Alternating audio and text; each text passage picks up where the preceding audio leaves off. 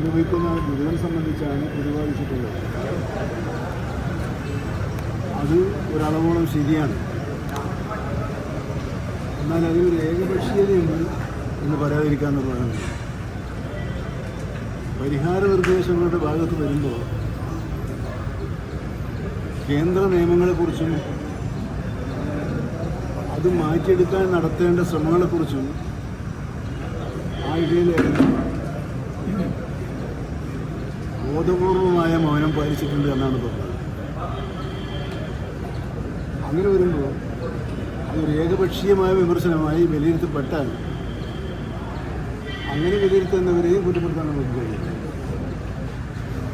നമ്മുടെ സമൂഹത്തിൽ സമാധാന അന്തരീക്ഷം ഉണ്ടാക്കാനും പ്രശ്നങ്ങൾ പരിഹരിക്കാനും സമവായത്തിൻ്റെ പാത സ്വീകരിച്ച് മാർഗദർശനം നൽകേണ്ടത് ഇതുപോലുള്ള പ്രഗത്ഭമതികളായ സമൂഹത്തിലെ ഉന്നതമായ സ്ഥാനത്തിരിക്കുന്ന ബിഷപ്പുമാർ ഉൾപ്പെടെയുള്ളവർക്ക് കേൾക്കണം.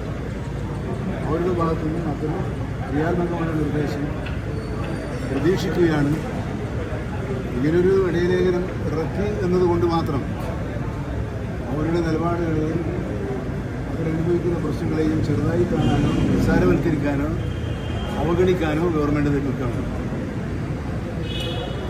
ഇൻസ്റ്റിറ്റ്യൂട്ട് കാര്യം കൂടെ ഇപ്പോൾ ഈ ബന്ദിപ്പൂർ പാതയുമായി ബന്ധപ്പെട്ടുകൊണ്ടേ കർണാടക ഒരു അഫിഡവിറ്റ് നൽകുന്നു. അത് പിന്നീട് പിൻവലിക്കുന്ന സാഹചര്യം ഉൾപ്പെടെ ഉണ്ടാകുന്നുണ്ട്. ഇനിയിപ്പോൾ ഏത് രീതിയിലേക്ക് അതിലൊരു ഇടപെടൽ നടത്താൻ കഴിയും? ഇത് നമ്മളിപ്പോൾ പറഞ്ഞതിന് നേരെ എതിർവശം. കാരണം വന്യജീവികൾ അവരുടെ സൂര്യവിഹാരം തടയുന്ന ഒരു പാതയായിട്ടാണ് ആ പാതയെ ബഹുമാനപ്പെട്ട കോടതി കണ്ടത്. അതിൻ്റെ അടിസ്ഥാനത്തിലാണ് യാത്രാ നിരോധനം ഉണ്ടായത്.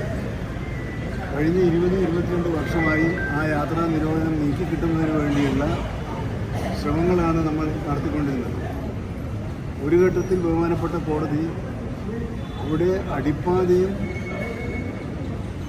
ഫ്ലൈ ഓവറും സ്ഥാപിക്കണമെന്നൊരു നിർദ്ദേശം വെക്കുകയും അതിൻ്റെ ചെലവ് കണക്കാക്കുകയും ആ ചെലവ് 3 സംസ്ഥാനങ്ങൾ പങ്കുവെക്കണം എന്ന് നിർദ്ദേശിക്കുകയും ചെയ്തു. ആ നിർദ്ദേശം വന്നപ്പോൾ ആ പ്രാവശ്യത്തെ ബഡ്ജറ്റിൽ 400 കോടി രൂപ ഈ പാതയുടെ നിർമ്മാണത്തിന് വേണ്ടി കേരള ഗവൺമെൻറ് മാറ്റിവെച്ചിട്ടുണ്ടായിരുന്നു. പക്ഷെ അത് എട്ടിലെ പശുവായി അവസാനിക്കുകയാണ് ചെയ്തിട്ടുള്ളത്. ഇപ്പോഴും വയനാടിൻ്റെ MP നമ്മുടെ രാജ്യത്തിലെ ഒരു ദേശീയ നേതാവ് കൂടിയാണ്. അവരുൾപ്പെടെയുള്ളവർ ഇടപെട്ട് യാത്രാ നിരോധനം നീക്കിക്കിട്ടുന്ന കാര്യത്തിൽ നമ്മൾ നല്ലൊരു ശ്രമം നടത്തേണ്ടതായിട്ടുണ്ട്. കേരള ഗവൺമെൻറ് കർണാടക ഗവൺമെൻറ്റിനോട് ഈ കാര്യം ആവശ്യപ്പെടുത്തുന്നതിനുള്ള ബന്ധപ്പെടുന്നതിനുള്ള നിർദ്ദേശം forest principal secretary additional chief secretary ജ്യോതിലാലിനെ ചുമതലപ്പെടുത്തിയിട്ടുണ്ട്. അവരുമായി ആശയവിനിമയം നടത്തി പരിഹാരം കാണാനാണ് നമുക്ക് ശ്രമിക്കാൻ കഴിയുക. പിന്നെ കോടതിയിലുള്ള കേസായതുകൊണ്ട് കോടതിയിൽ അത് കണ്ടസ്റ്റ് ചെയ്യാൻ ആവശ്യമായ ജാഗ്രതയോടുകൂടി പരിശ്രമങ്ങൾ നടത്തുന്നതാണ്.